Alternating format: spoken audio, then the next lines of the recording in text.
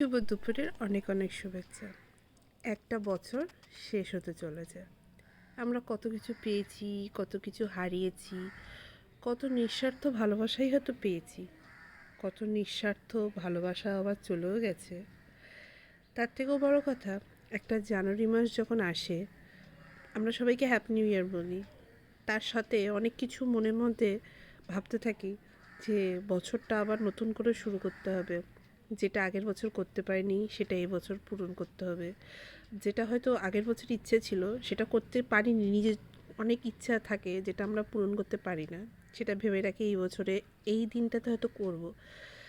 যাই হোক, জানুয়ারি মাস আমাদের শেখায় কী কী করতে হবে, কী কী করব, কী কী না পাবার জিনিসগুলোকে আবার নিজের কাছে আনতে হবে।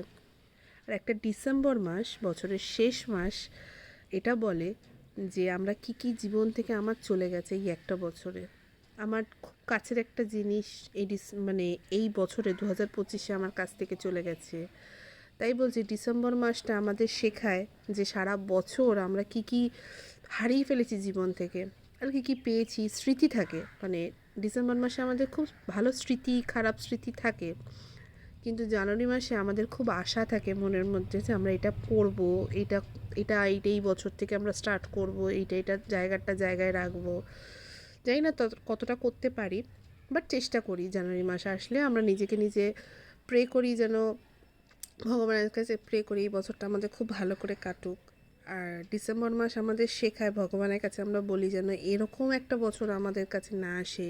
আবার কেউ হয়তো বলে যে এরকম ভালো বছর আমার এত বছরের মধ্যে আসেনি। তাই বলছি, যেমনই হোক, যে জীবনটা থেমে থাকবে না, জীবন চলবে, বছর আসবে, বছর যাবে, তোমার ইচ্ছেগুলো তোমাকেই পূরণ করে নিতে হবে।